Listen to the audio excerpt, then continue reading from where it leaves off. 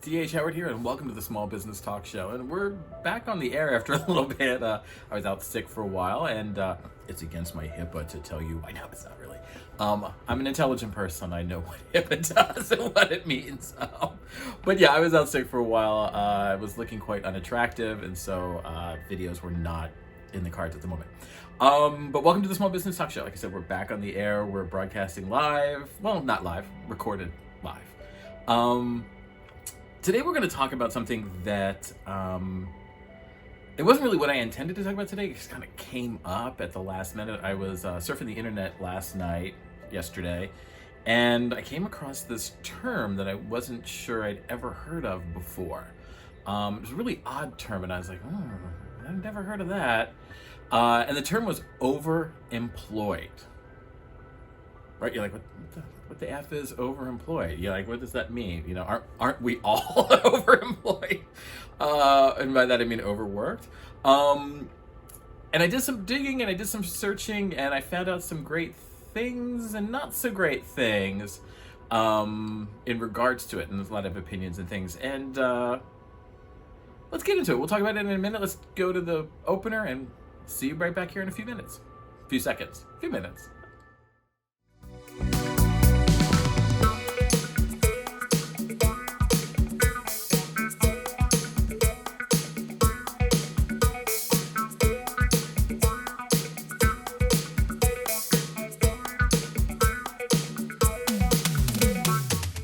Hey there, welcome back. All right. So as I was mentioning, there was this thing I had discovered yesterday when I was on the web looking for things. And it was a word search. I did a word search on weird search, I should say. I should enunciate. Weird search on small business news. And this thing came up, this article called Overemployed popped up with the subject Overemployed. And I was like, what the hell is that? I've never heard of overemployed. And basically what it is during the pandemic, a lot of people were working remote, they were working from home. And so in order to make ends meet, because they were probably getting paid less, they were not getting as many hours or something. I'm not quite sure. It's been a long time since I've worked for a studio or a firm or anything like that. So I'm not sure what the structure was during the pandemic. But apparently things are so tough that there are people, and quite a few, I might add, quite a few. There are people who are working 2 or 3 full-time jobs simultaneously, okay?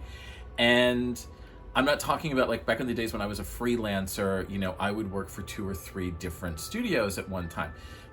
They knew about it. That was part of the thing. Okay, if you're taking me on as a freelancer, there are going to be times where I'm going to be working for the competitor, or I'm going to be working for somebody else. That was just sort of understood and expected in the industry. This is something different. And so it's like, maybe Beth works in the billing department at big company ABC. And she's struggling to make it at home. She's trying to balance everything. At the end of the month, the paycheck isn't paying for everything that it should or could pay for, and she's kind of struggling. All right. So Beth picks up a second job, and we've all done that. We've all worked part-time jobs. I work them occasionally for the discounts. So I want something. I like a product. I want it on cheap. I'm going to work for you. That there's nothing wrong with that per se. I'm not trying to demean people or make it sound like you can't get a part-time job or a second job if you need to. These are 2 full-time jobs that people are working simultaneously. And the reason that I discovered it was because there is this whole website called overemployed.com that helps these overemployed people try and find some balance in their life. And they were talking about, which I guess is a common problem, and I can imagine so, is that there is a algorithm that you can use that will make sure that the email address that you're sending to, that in the body of the email you are naming. So if you're sending an email to, Tom at company ABC, you're not going to be typing in the body of the email Ken or Beth or Mary throughout. So it's a way to double check you because you're so busy answering so many emails. And one of the extreme cases that I heard on this, or one of the extreme examples that I heard that somebody was talking about this, was a woman was presenting 2 Zoom meetings at the same time to 2 different people, to 2 different businesses. How she did that, I don't know. I personally want to talk to her and get some tips.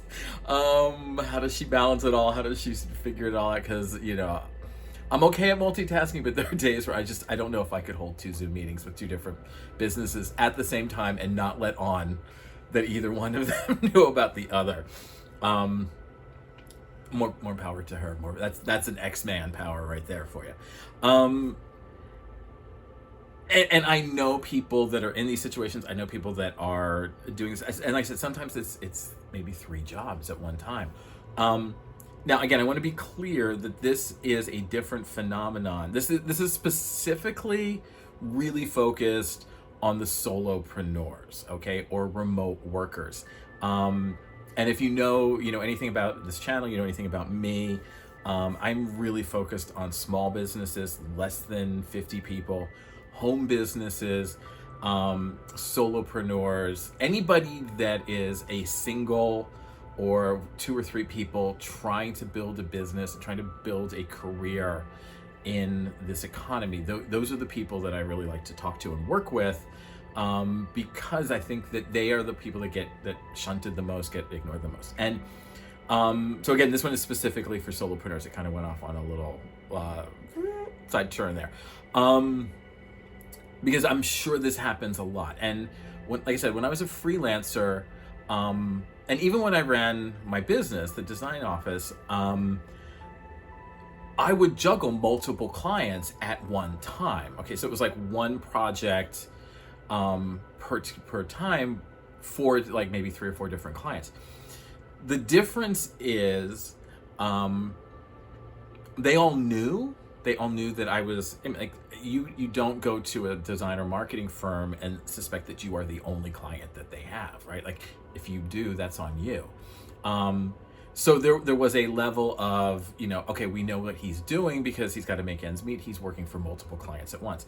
I mean, it wasn't spoken out loud. Like I didn't give them my client list, but I didn't hide it either, Same thing when I was doing freelance. I would work for Studio A, Studio D, and Studio W, and Studio, whatever, all at the same time, doing multiple different projects in different steps. But again, it was that sort of thing where, especially in the animation industry or the entertainment industry, there is, it tends to be like you're on staff, but you have like 2 weeks of like insane amount of work. Like you're working like 2-4-7, and then you have like 2 weeks of like downtime while like they're processing or writing or doing stuff, and then you have like 2 weeks of insane work again. And so typically in the industry, it was like, okay, well, I know those 2 weeks are coming up. I'm going to book something in between these so that I can pay my rent, I can eat, I can pay my bills. My landlord will love me. Those are different because, again, whether it's unspoken or not, everybody knows it's going on. It's not like it's hidden, and it's not like I'm like working on a project for one studio doing the exact same work at the competition at the exact same time. So hopefully that makes sense. I'm hoping you can kind of get a sense of where these things kind of going. And so the problem with overemployment, and there's a lot of reasons why it happens. There's a lot of reasons we need to talk about it. There's a lot of reasons that it's not great. It's not a really good thing. And the number one thing, and I come back to this all the time, and this leads into a couple other videos we're going to be talking about, particularly entitled people, scammers, those things. It comes back to this idea that we do not pay people enough. We do not pay people enough, all right? Businesses and corporations and employers have gotten very greedy, very, very greedy. And I'm going to go on record again. I'm calling it now, Friday, August 27th, 2:00 p.m. I'm calling it again. Businesses are going to really start screwing workers, okay? And by that I mean, this pandemic has shown them that they can save massive amounts of costs, massive amounts, okay? And if you have a bunch of people that are working remotely or working from home, that is less that you need to pay in building maintenance, rent. You don't need to have, all kinds of supplies and materials. You don't need anybody to be managing, like over their shoulder to manage their time. It was an environment that was ripe for the businesses to start pushing costs and expenses off to staff and employees. And they're keeping very small skeleton staffs. But consider if you were a business, a corporation, say, maybe you were in downtown San Francisco or downtown New York or something like that, Midtown Manhattan, and you had 3 or 4 floors of property that you were using to run your business. Now, because of the pandemic, you probably may be down to 1 floor or half a floor. You're saving money on rent and all that utilities. You're probably not spending as much on air conditioning. Those things are expensive. You don't have to pay supplies and materials. Okay, now people have to buy their own paper. They have to buy their own printer ink. They have to pay for their own internet. They have to pay for maintenance on their cell phones. Most people are asking that you use your own personal cell phone. These are all expenses that are being passed on to the remote worker. And bear with me, this is all heading someplace. In turn, the remote worker, the solopreneur, now has, okay, I'm getting this salary, and a lot of them are cutting the salaries. Okay, well, if you're going to work from home, we're going to take a 10% cut, or we're going to we're going to cut your salary in some way. So they're cutting the salary. Now the worker at home has to pay for more ink for their printer. They have to pay for paper. They got to pay for their internet. Maybe they're going past their bandwidth. Like when I do freelance work, there were huge files I had to send, particularly if we're talking video or animation or anything. Those were some big ass files, and that would eat up a lot of bandwidth. And if you're with a provider that limits your uploads and downloads, they limit your speed, like all of that stuff, then you may have to expand your internet costs to be able to work at home. So in turn, what has happened is we've pushed all these people out to remote. Not we, they. We pushed all these people out to remote, and we're asking them to take on all of these extra costs, all of these extra things. Most probably have a pretty crappy insurance, so they may have to pick up more insurance. We're pushing all these things off on them. We're making them keep the expenses. We're not paying them a fair salary or a decent salary. And then we're going to get mad when they need to get extra work, or when they need to pick up part-time work, or God forbid, they get overemployed and they have to work 2 or 3 people at the same time. Now, the question I have is, I guess I'm going to guess, since I don't do that, I'm not 100% sure how it works, but I don't know, and just leave me comments and things. I'm sure I'm going to get a ton of comments. Leave comments and tell me how this works. So I can't imagine that you work for 2 competing companies in the same city or town. All right. Because in my mind, particularly living where I live, it's a small, it's a city, but it's a small town. And it's a very small community, and we all know who's working for who and what they're doing and all those things. So if for example, if I was a company and I had hired a designer, and we're going to pretend that we're doing the overwork thing, I hired them and they were working for me. I don't know how they wouldn't tell somebody else I knew in the industry, oh, hey, Joe's working for me. Because we all talk, we all share things. I may look at a piece of something, or I may look at hey, who did this? This is really nice. Oh, Joe works for me too. So I'm curious how they keep it quiet, how the competition doesn't know. And again, I'm going to assume that you might be working for somebody in San Francisco and LA, you might be, or San Francisco and New York, something like that, different time zones, that kind of thing, different areas. But let me know in the comments. I'm curious about this phenomenon. And I'm not going to solve anybody's problems today. I'm not going to fix anything, but I am curious about how this all works and all of that.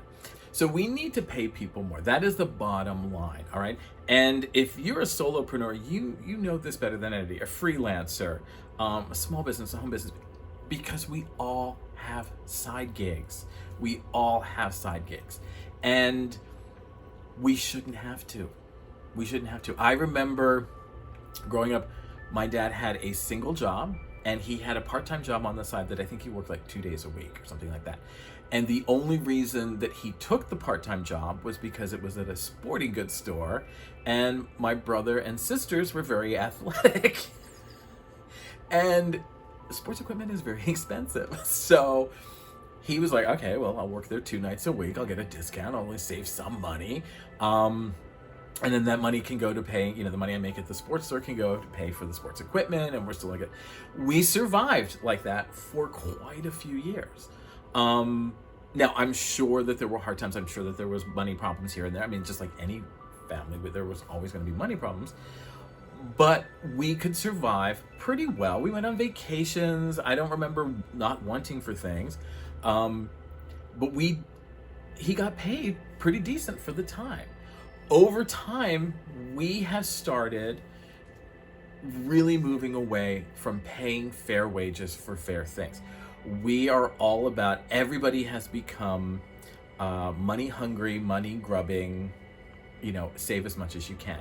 And if you're a freelancer, a solopreneur, an entrepreneur, a creative person, a small business, home business, you hit this wall all the time. And it's and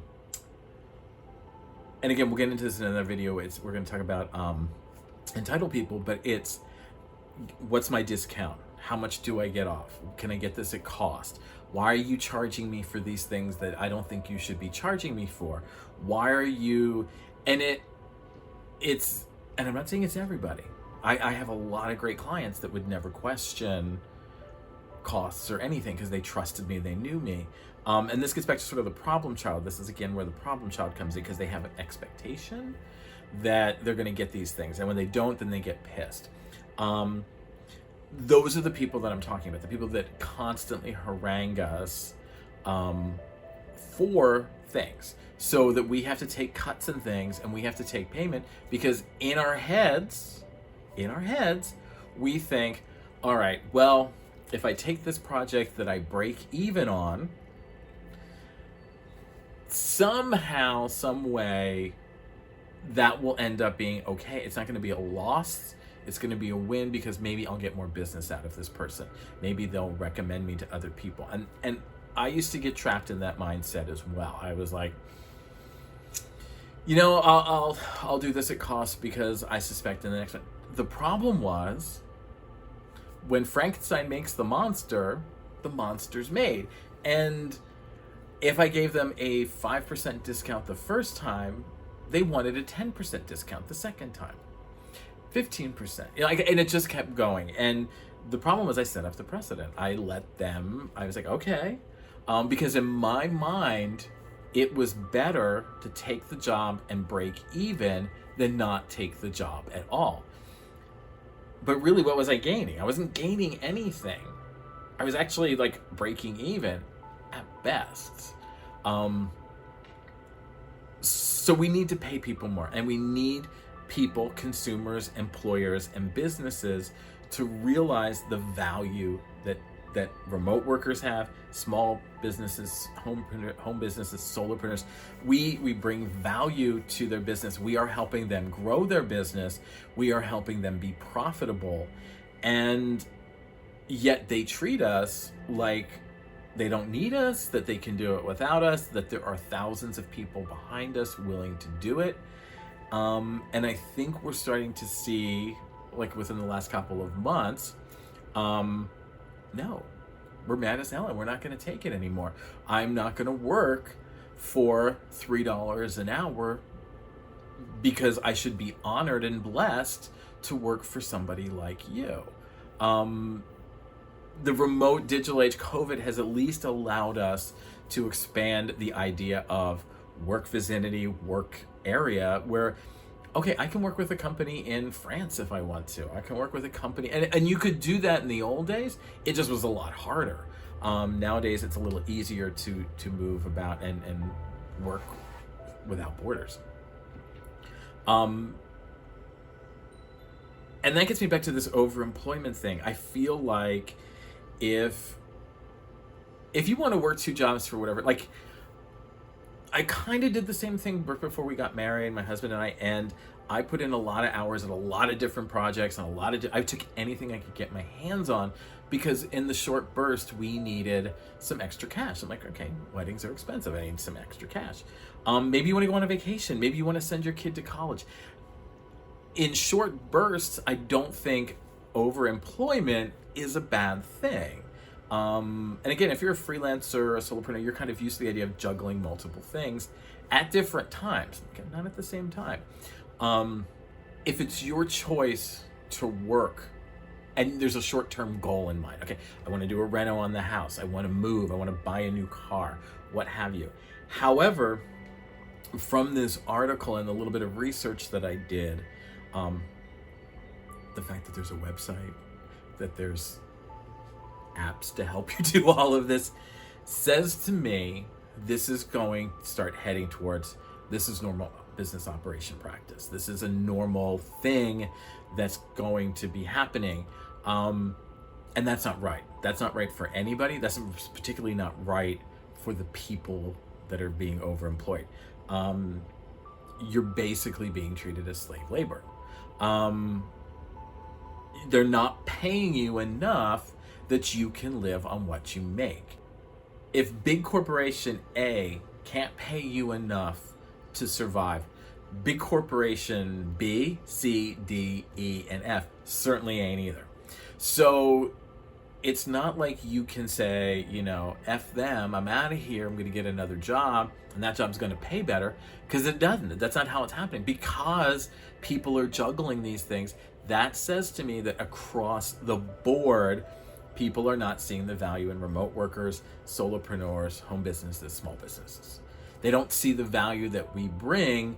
They see it as less than because there are so many people doing it. And if there were less people doing it, more money for people, and they've certainly got the cash. I mean, how much bonuses are some of these CEOs and CFOs making, right? Like they got the cash. They could pay a little bit better. Those are the things that need to change. We need to pay people.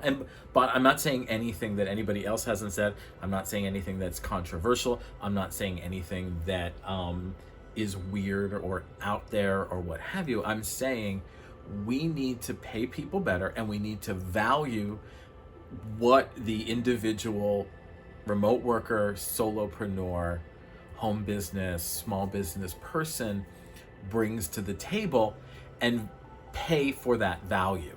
Okay, if we are going to make money off of it, we need to pay people a fair and equitable amount of money for their time and energy.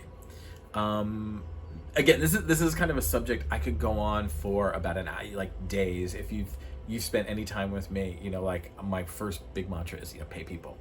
And again, we're going to talk about entitled people in an upcoming small business talk show. Because I think that's a huge problem, and I don't want to talk about it in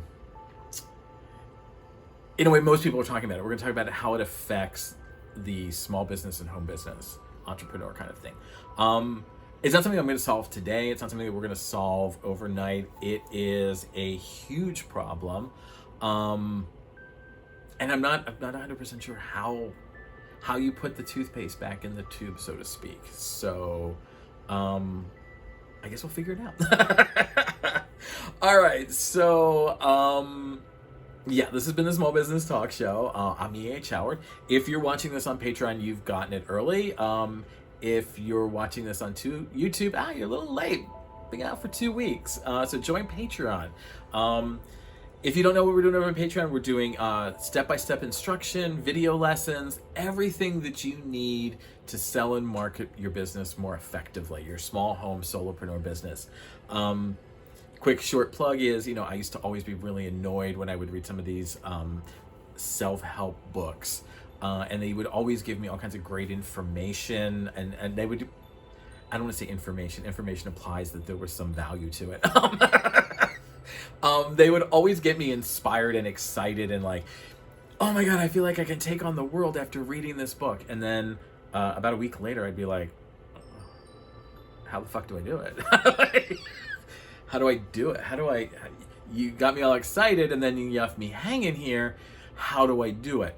And when I started Sell the Experience and Find Your Betty, that was the number one goal in mind, is I didn't want to get people inspired and excited and excited over things and then not show them how to do it.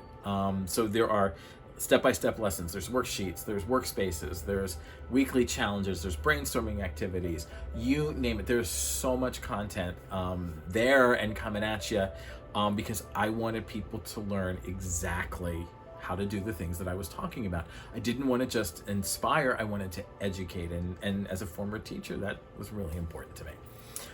So if you're not on Patreon, get over on Patreon. We'll see you there because that's going to be a great experience. Starting to get a little bit of momentum over there, and hopefully we can get a little bit more soon.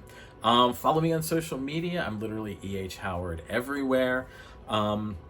The Small Business Talk Show comes out every other Wednesday. I had to cut it back from every Wednesday because it was just, with everything else going on, it got a little crazy trying to come up with content every week. But I'd like to get back to weekly as soon as I can. So like and subscribe. Join the Patreon group.